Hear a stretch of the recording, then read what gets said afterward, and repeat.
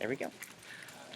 All right. Well, first of all, thank you for coming with us. There's a lot of people here. I talked to the calculus teacher giving us extra credit, and all the one extra credit. So I thought I was just popular. That's the real reason. and you're popular too. Yeah, you helped us really help with Tulsa roll, so that was nice. Thank you. Yeah, absolutely. So here's how it goes. I'll just ask you a few questions about your career. I believe you are a math YouTuber. Is there anything else that you did in the past that perhaps no one knows about?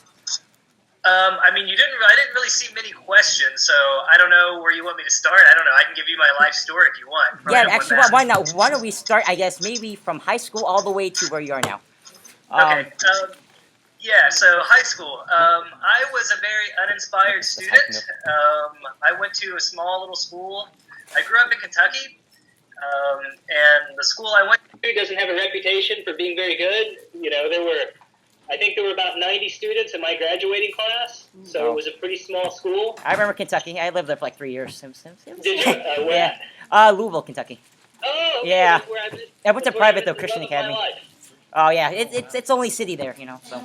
Yeah, I do like Louisville. So I grew up about 45 minutes away from there, and so I was telling a story. I remember I took algebra, and when I was taking algebra, my teacher told my mom that maybe I should go into math because I was a good math student. And I told her, Mom, I hate math.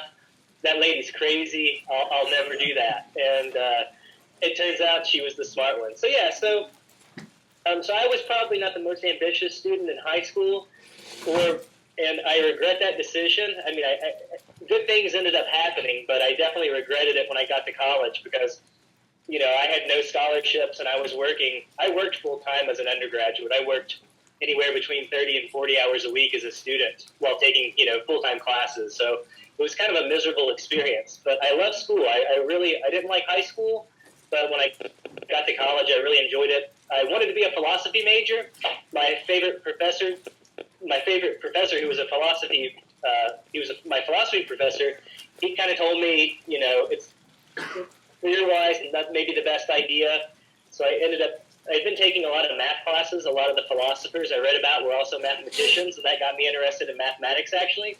And then I just really started enjoying it, and I stuck with it. And, you know, I don't know, I didn't intend, you know, it was never an intention for me to be a mathematics major. It just sort of, I was undecided, and I think that's a good way to be for a lot of students. You know, I think there's a lot of pressure to know what you want to do, and to know what you want to do with the rest of your life is a really hard thing for anybody. So I went in undecided, took some classes, and I was all over the place. I thought about anthropology, I thought about political science, I thought about law. Eventually I stuck with math, and I don't know, I guess the rest is history. You know, I ended up going to grad school in math. My wife got into grad school at Vanderbilt in Nashville. I went there with her. I didn't have a job lined up. I started teaching at Vanderbilt, which is a nice school. It's a good school. Mm-hmm. Yeah, and so I taught there for a while, and then I got into their PhD program. Decided I didn't want to be a mathematician. Left. Started tutoring a lot, and then I started making. So the videos grew actually as an offshoot from me doing a lot of tutoring because I ran out of time. I always felt like I ran out of time, much like teaching. So I started making videos, and I was sharing those videos with the students that I was tutoring. And at first, I thought, you know, I'll make them private. I'm a pretty shy guy, pretty low key guy. And then I thought, well, you know, I'll just make them public. And this was early day. You know, this was back in 2007, 2008. There was hardly Khan Academy. Sal Khan had been on YouTube maybe 5 or 6 months before me. And I remember telling my wife, I was like, here's this great place that everybody goes to, but there's no education or content on there. It's all, you know, people kind of being silly and goofy, which is wonderful, but I thought you could definitely be using YouTube for educational stuff as well. And I remember seeing Sal's videos, and I told my wife, I was like, there's this guy, and he has this black background, and I don't really like his videos, but he explains well, so... and we even emailed in the early days, me and him. And that's kind of how it took off. I made the videos public, and all of a sudden I was getting emails from students, you know, all over the country and then all over the world. And this was before Google bought YouTube. There was no financial incentive at that point. Now there's the partner program, and you see all these YouTube stars. I mean, this was years before that even existed. So I got all these nice emails, and I thought, if I can put in a half hour a day making videos, and that helps makes some people's life a little less stressful, then why not do it? And so I just kept making videos, and that's kind of how I got into the video end of it, basically. So I just kept doing it, and then when YouTube finally did offer the partner program, we had first moved here. I live in Austin, Texas, and I was so happy. My car had got hit the first day we moved here, so I was commuting by bike everywhere. And I thought, if I can just get a car payment, I'll be so happy. And, so it started off small, and it's just kept growing and growing, and it's been great. It was a career that didn't exist, 10 years ago, so it wasn't something. Now I meet people, they're like, I'm going to be the next YouTube star. I'm like, hey, you go for it. But when I did it, it was just it was very organic and natural, so. I guess so. You said when you're in high school, you said you weren't as motivated to do math. So how did you change all of a sudden, go from high school to college? That's a good question. I think a lot of what motivated me, because I thought about even dropping out of college at a lot of points in my career early on, and I think the thing that kept me in was I was working, again, 30 or 40 hours a week in restaurants. My first job, I worked in high school too, but my first job in college, I was washing dishes for about $5.50 an hour. And I thought, if I drop out of college, this is going to be my job probably for the next 5 or 10 years. And I didn't want that job. So partly was that, partly was just, and I knew academically I was okay if I applied myself.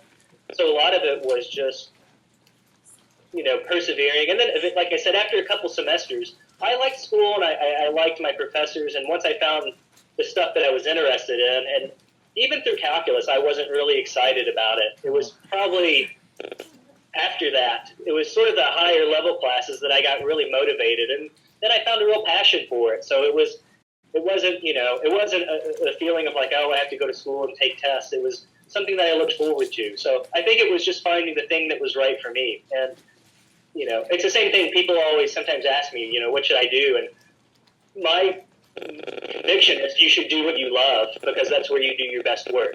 You have to find the thing you're passionate about, because there's nothing worse. I would rather have a job that doesn't pay great, but it's something I look forward to, instead of a job that I just dread every day that pays twice as much. You still have to pay the bills, but for me, personal satisfaction comes before money.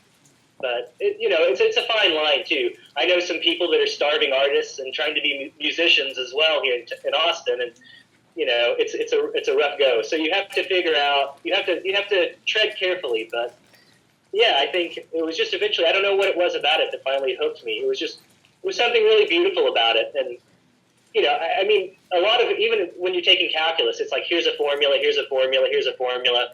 I think you don't really get to see sort of the deeper understanding and sort of the beauty behind it. And when you take higher level classes, it's not just it's not just, oh, we have to take the AP test, or, oh, you have to take the SAT.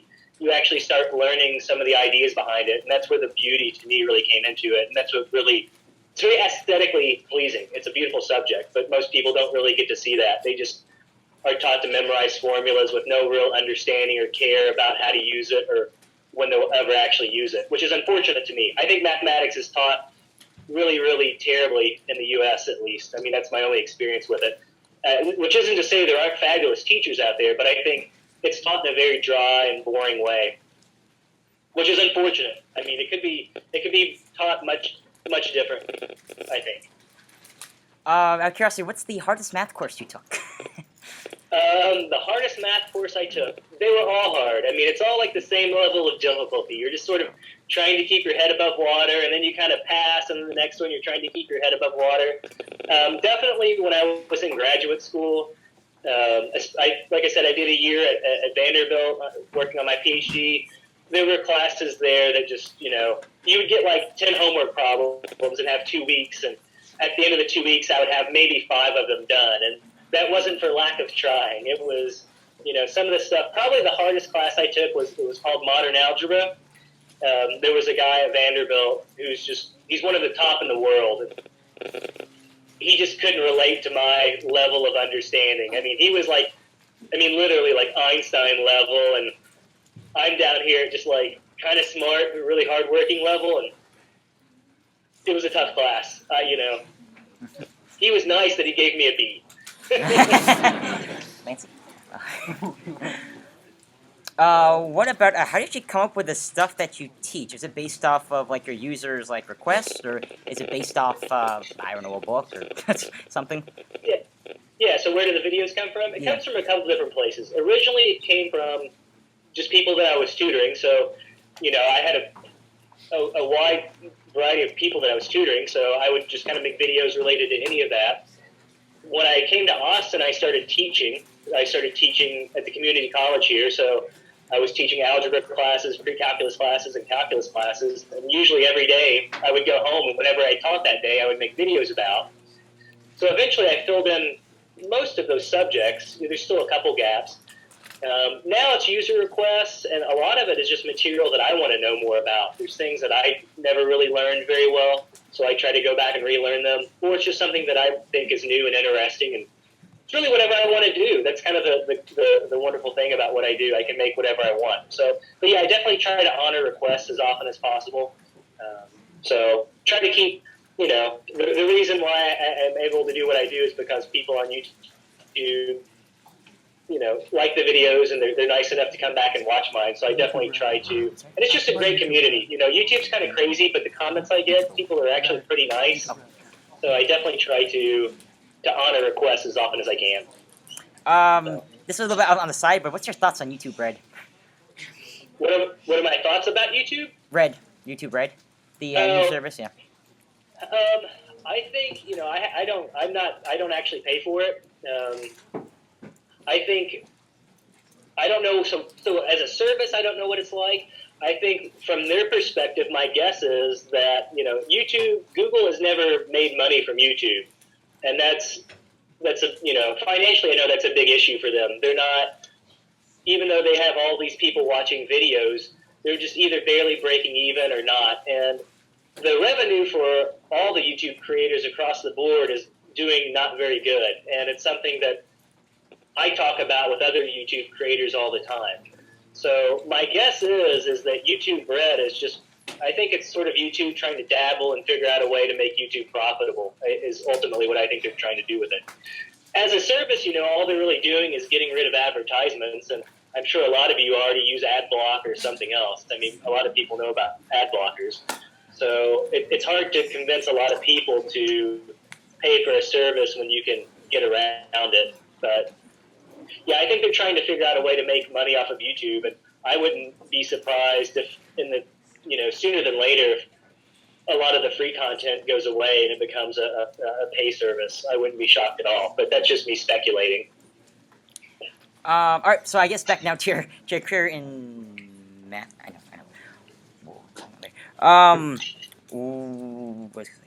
What's it like actually like being like? You said you're a professor at Vanderbilt. You taught at Vanderbilt. No, well, I don't have a PhD, so, and even if you have a PhD, I never had the title of professor. I mean, that's something that gets, you have to get tenure and go through certain hoops. So yeah, I've taught at different places, just as I'm actually teaching at a school here, just a little bit north of Austin. I haven't taught for a while. So yeah, teaching, I loved it. I loved it. It's my passion. I wish, kind of the downside, unless you have a PhD, you can't really teach at the university level. So I'm getting some feedback from you all. Oh, yeah, I'm sorry, yeah. So without a PhD, you can't really teach at the university level. The pay is really not very good, and there's no benefit. So I wish, you can sometimes teach at a community college with a master's degree like I have. So you can definitely go to high school or middle school. I was always a little reluctant to go there, just because I heard bad experiences from other people. There's a lot of just teaching towards tests, and there's a lot of bureaucracy that never really appealed to me. I wish some of that didn't happen, because I would love to teach middle school or high school. And maybe I should try it. Maybe that's not true at all. Maybe your instructor, your teacher has a different take on it than I do. Oh, yeah, she does. Well, actually, not really. She's actually relative, actually saying very, very passionate. Yeah. No, and there's great. I'm not saying, I mean, there's phenomenal teachers, but I always like teaching at the university level. The material's a little bit more challenging, and just something about it appealed to me a little bit more. But yeah, the pay unfortunately is pretty terrible. Unless you have a PhD, you can't really land a full-time job. So it's something that I kind of do on again, off again. When the YouTube stuff started picking up, that's when I was happy because I was able to do this full-time. If the YouTube stuff disappeared tomorrow and I didn't have this income, I don't really know what I would do professionally. It would be hard to say. So, so keep watching videos. Wait, is your whole career based off of just YouTube, or do you do other things? Yeah, so probably 50% of my income comes from YouTube, and then there's online education is so big now. So there's definitely a lot of other companies that I actually license content to, and I make content for them, and they use it. There's a company here in town, and so like students at Johns Hopkins can take classes online for credit, and they use this company that exists here in Austin. So I make videos for them. So there's a lot of companies that I make videos for as well. But yeah, YouTube is definitely, for the moment, nice. It's a nice source of revenue for sure. Hey, do you guys have any questions or no? Good? Because we're good. Yeah. Alright, you have a quick question? Yeah, go for it. Quick question. Okay. So my Yeah, question 2 just minutes. was, you said, hello. So you said that you have some problems with how math is taught in the United States. So my question is, what changes would you make to how math is taught in the United States? Like, if you could make some changes. Yeah, so, and again, to me, this is speaking just from my own experience. One of the things I had in grad school when I was in Nashville at Vanderbilt, one of my favorite people there, he was from Brazil. And he said, I don't understand. He said, you all teach, you go through like a section a day. He said, it's like a race here.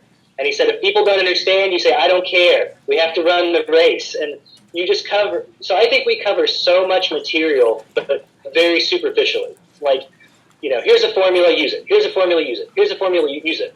And a lot of the problems that people do, for example, y'all are a calculus class, right? Yeah.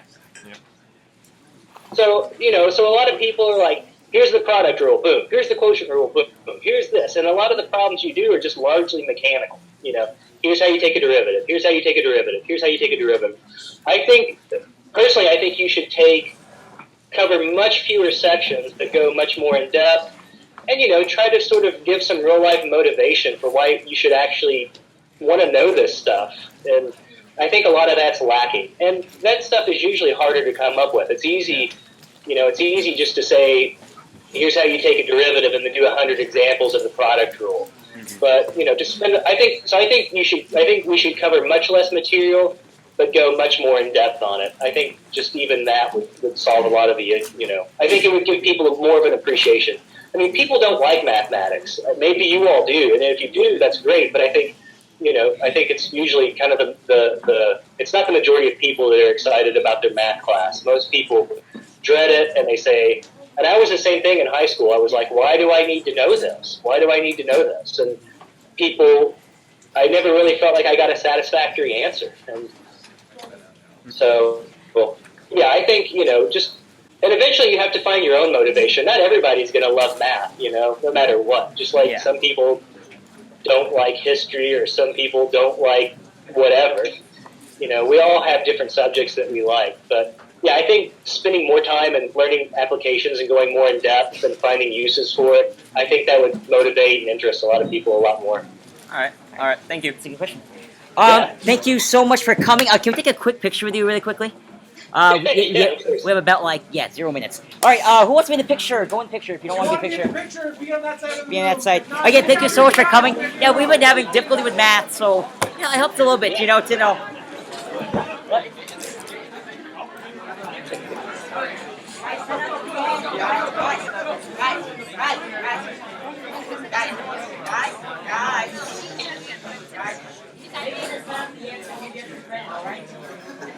Come here, all right?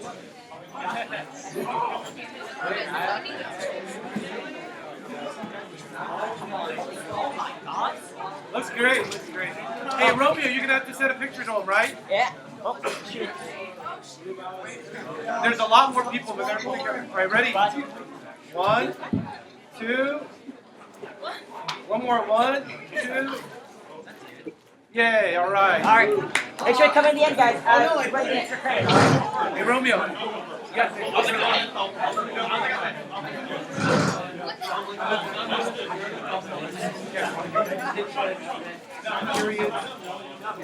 All right, have a good day. everybody. Again, oh yeah, thank you so much. Yeah, again, sorry, we're really spent on time because it's lunch, but yeah, thank you again so much for talking to us.